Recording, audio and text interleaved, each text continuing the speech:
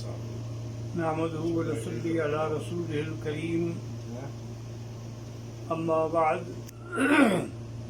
قال الله تبارك وتعالى في القرآن المجيد والفرقان الحميد أعوذ بالله من الشيطان الرجيم بسم الله الرحمن الرحيم كلوا واشربوا حتى يتبين لكم الخيط الأبيض من الخيط الأسود من الفجر ثم أتموا الصيام إلى الليل صدق الله العلي العظيم قال النبي صلى الله عليه وسلم تعجلوا في الإفطار وتأخروا في السحور أو كما قال النبي صلى الله عليه وسلم صدق رسوله النبي الكريم. برادران اسلام، اللہ تعالیٰ کا یہ بہت بڑا انعام ہے کہ ہمیں سب سے افضل دین اسلام عطا فرمایا. دین اسلام اتنا کامل ہے کہ اس کے جتنے احکام ہیں، فرائض ہیں، اوامر ہیں، نواہی ہیں، ان سب کی تفصیل ہے اور اللہ کے قرآن میں اس کا ذکر ہے. اور اگر بعض چیزوں کا اجمال ہے تو اس کی تفصیل جو ہے وہ سرکار دو عالم صلی اللہ علیہ وسلم کی زبان مبارک سے.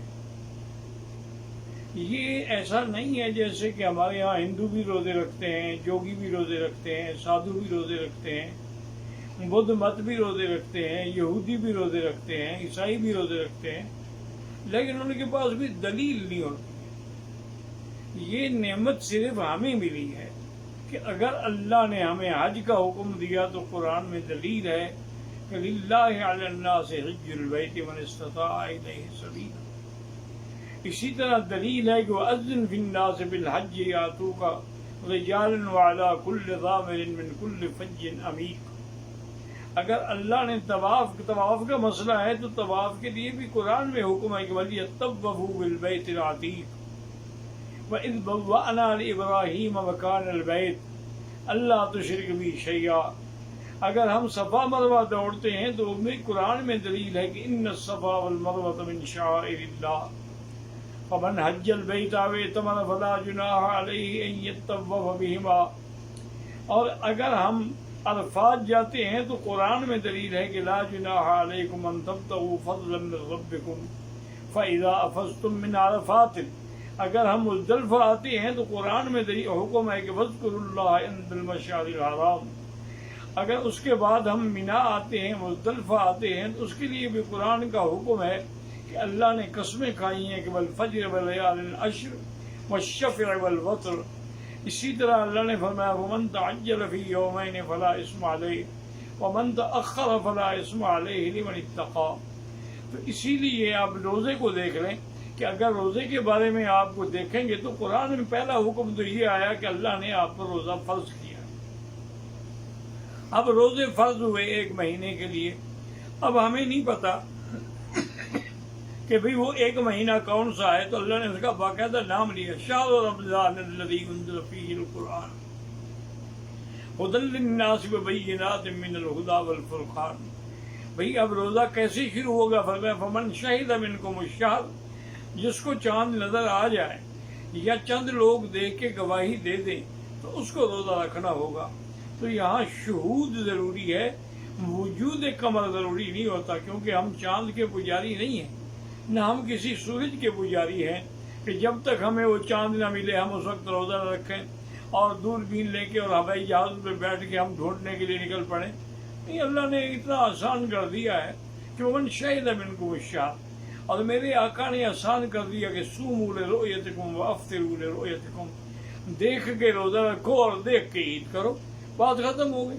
حتیٰ کہ یعنی آپ دیکھیں حدیث میں اتنی وضاحت بھی آ گئی کہ فَإِنْ غُمَّ عَلَيْكُمْ، یعنی چاند تو تھا لیکن بادلوں کی وجہ سے ہمیں نظر نہیں آیا تو حکم ہے کہ تم پھر 30 دن پورے کر لو. کیونکہ ہم چاند کے محتاج نہیں ہیں بلکہ چاند ہمارا محتاج ہے. اللہ نے ہمارے لیے مسخر کیا ہے، اللہ نے ستارے ہمارے لیے مسخر کیے ہیں. تمام چیزیں جو ہے اللہ نے انسان کے لیے بنائی. تو اب دیکھیں قرآن پاک نے باقاعدہ روزے کی فرضیت بھی ہو گئی، روزے کا مہینہ بھی ہو گیا. اب روزے کا وقت کب سے شروع ہوگا اس کا بھی اللہ نے قرآن میں بیان فرما دیا. کلوا واشربوا حتی یتبین لکم الخیط الابیض من الخیط الاسود من الفجر. کھاؤ پیو جب تک سفید ڈورا کالے ڈورے سے علیحدہ نہ ہو جائے اس وقت تک کھا پی سکتے ہو. اب اس سے مراد یہ ہوتی ہے کہ ایک ہوتی ہے صبح کاذب. کاذب کا معنی یہ ہے کہ صبح کے لیے ایسی سیدھی اوپر چلی جائے گی، پھیلے گی نہیں روشنی. وہ گویا کہ منع ہے کہ اچھی طرح تو نہ پھیلی، اس لیے اس کو کاذب کہا جاتا ہے. اور اس کے بعد اگر ایک روشنی نکلے گی جو پھیلنا شروع ہوگی وہ صبح صادق. تو صبح کاذب نہیں بلکہ جب صبح صادق ہو تو تم اس وقت کھانا پینا، پانی پینا، میاں بیوی کا ملنا، سب چیزیں جو ہیں وہ حرام ہو گئی. ایک صحابی نے یہ آج کل لوگ کہتے ہیں کہ ہم قرآن خود سمجھ لیں گے، ہم پروفیسر ہیں، ہم علامہ ہیں. قرآن اس وقت تک سمجھ نہیں آتا جب تک قرآن والے نہ سمجھائیں. ایک صحابی نے 2 دھاگے لے لیے، ایک کالا لے لیا، ایک سفید لے لیا، اس کو سرانے کے نیچے رکھ لیا اور صبح ساری کے وقت کھاتا رہا، دیکھتا رہا، کھاتا رہا، دیکھتا رہا. وہ تو سورج نکل بار دن چڑھ گیا، روشنی ہو گئی. اب صحابہ نے حضور کو بتلایا، حضور نے بلایا، فرمایا کیا کیا تم نے؟ کہا حضور آپ ہی نے تو فرمایا تھا کہ خیط الابیض اور خیط الاسود، سفید ڈورا اور کالا ڈورا یہ دیکھے میں نے رکھے ہوئے. اور فرمایا ان وسادتک لعریض، تمہارا سرانہ اتنا لمبا چوڑا ہے کہ دونوں دھاگے اس کے نیچے آ گئے. حضور یہ سامنے تو ہے. اور میں اللہ کے بندے اس سے مراد صبح کاذب اور صبح صادق ہے. اس سے مراد تیرے دھاگے نہیں ہیں کہ تم نیچے رکھ کے دھاگے دیکھتے رہو کہ کالے اور سفید میں فرق ہوتا ہے تو ٹھیک ہے، نہیں فرق ہوتا تو ابھی رات باقی ہے. اللہ نے ہمیں یہ بھی بتلا دی. ابھی روزہ کب تک رہے گا یہ بھی بتلا دیا کہ ثم اتموا الصیام الی اللیل، پھر سارے دن کا روزہ ہوگا اور جب سورج غروب ہوگا. اب الی اللیل میں الہ ہے تو بعض لوگ اس کو الہ بمانے ماں بھی پڑھتے ہیں، اس لیے شیعہ لوگ جو ہے وہ انتظار کرتے ہیں جب ستارے نظر نہ آئے وہ افطار ہی نہیں کرتے. وہ کہتے ہیں جی رات کا کچھ حصہ آئے گا تو ہم افطار کریں گے. یہ ان کی غلطی ہے، کیونکہ جب اللہ کے نبی نے فرما دیا میری امت اس وقت تک خیر سے رہے گی جب تک وہ افطار میں تاجیل کرے، جلدی کرے، اور سحری میں دیر کرے. اور اسی میں حکمت ہے کہ افطار کے وقت انسان کو انتظار ہوتی ہے اور سارے دن کا انسان بھوکا پیاسا ہوتا ہے، لیکن سحری کے وقت جو ہے جتنا تاخیر کرے گا اس کو وہ پانی کھانا دن میں فائدہ پہنچائے. اور سحری کے بارے میں بھی حضور سے پوچھا گیا تو آپ نے فرمایا غذا اور مبارک، سحری ایک بڑی مبارک غذا ہے، چاہے کچھ بھی ہو، کھجور کا ایک دانہ کھا لیں، پانی کا ایک گھونٹ پی لیں. اور یہاں ایک مسئلہ یہ بھی سمجھ لیں کہ روزہ رمضان کا اگر ہو اور رات کو آپ نیت نہ کریں تو روزہ نہیں ہوگا. صبح کو آپ نیت کریں، نفلی روزے میں تو ہو جاتا ہے، لیکن رمضان کے روزے میں رات سے نیت ضروری. اور نیت کے لیے یہ بھی ضروری نہیں ہے کہ آدمی کہے بصوم غد نویت من شہر رمضان، بلکہ رات کو آپ کا ارادہ یار میں کل روزہ رکھنا ہے، بس نیت ہو گئی. ساری کھا رہے ہو، مقصد ہے کہ ساری اسی لیے کھا رہے ہو کہ روزہ رکھنا ہے، بس نیت ہو گئی. زبان سے نیت کرنے کی ضرورت نہیں ہوتی، کیونکہ مقام نیت جو ہے وہ دل ہے. جب دل میں ہے کہ میں نے کل کا روزہ رکھنا ہے تو پھر وہ روزہ ہو جائے گا. اگر آپ نے رات سے نیت نہ کی تو پھر روزہ نہیں ہوگا.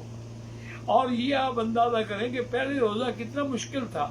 ابتدا کے اندر یہ حکم تھا کہ جب آدمی رات کو آ کے سو جائے تو نیند کی بات اٹھنے کے بعد پھر اس کو کھانے کی اجازت نہیں تھی، اس کا روزہ شروع ہو جاتا. اب صحابہ مزدوری کرنے والے، باغوں میں کام کرنے والے، وہ تراویح پڑھ کے گھر جاتے، نیند آ جاتی. اب نیند آ جاتی تو اس کے گھر والے ارمان کرتے رہتے کہ افسوس ہے کہ بیچارہ اب تو کچھ بھی نہیں کھا سکے گا، آج بھی نہ کھایا اور جب نیند کھلے گی اس وقت سے روزہ شروع ہو جائے گا. تو امت پر یہ بات جو تھی بہت بڑی گہری گزری. اور اسی طریقے سے حکم تھا کہ جیسے دن میں روزے کے عالم میں میاں بیوی جماع نہیں کر سکتے، رات کو بھی نہیں کر سکتے. تو ایک دن ایک روایت میں ہے کہ حضرت عمر رضی اللہ تعالیٰ سے غلطی ہوئی، اور ایک روایت میں ہے کہ ایک اور صحابی سے غلطی ہوئی اور اس نے آگے حضور سے کہا کہ یا رسول اللہ ہلاک تو میں تو ہلاک ہو گیا کہ میں نے رات روزے کی حالت، اس وقت رات میں بھی منع تھا بیوی کا جماع کرنا، میں نے جماع کر لیا، اب میرے بارے میں کیا حکم ہوگا. اس کے بعد پھر اللہ نے رعایت کر دی اپنے بندوں پر کہ حل لکم النساء لیلۃ النساء الرفث فی احل لکم الرفث فی اللیلۃ فی الرفث فی النساء ہن لباس لکم وانتم لباس لہن. اللہ نے فرمایا عورتیں تمہارے لیے حلال ہیں، وہ تمہارا پردہ ہے تم ان کا پردہ ہو. تو اب آدمی رات میں اگر میاں بیوی ملتے ہیں اس سے کوئی حرج نہیں، بلکہ حتیٰ کہ سحری کے وقت میں ملتے ہیں اس میں بھی کوئی منع نہیں۔ حتیٰ کہ علماء نے لکھا ہے کہ اگر سحری کھانے کے بعد مل رہے تھے سحری کے وقت میں، اب اتنا وقت نہیں رہ گیا کہ وہ غسل کر سکے، پر میں کہ ٹھیک ہے ہاتھ منہ دھو کھانا کھا لیں، سحری کر لیں، غسل بعد میں کر لیں، تو اس وقت تک اللہ پاک نے اپنے بندوں پہ رحمت فرما دی اور اجازت دے دی۔ تو روزے کے ہر حکم جو ہے اس کے اندر موجود ہے۔ انشاءاللہ زندگی رہی تو پھر لیلۃ القدر اور تراویح پر بھی بیان ہوگا۔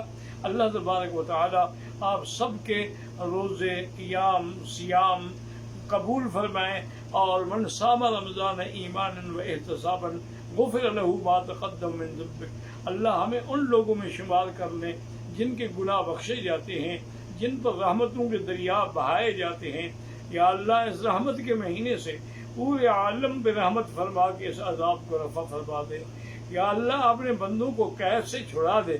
سارے ہم اقرار کرتے ہیں لا الہ الا انت سبحانک انا کنا من الظالمین، ربنا تقبل منا انک انت السمیع العلیم وتب علینا انک انت التواب الرحیم، وصلی اللہ تعالی علی خیر خلقہ سیدنا محمد وآلہ وصحبہ اجمعین۔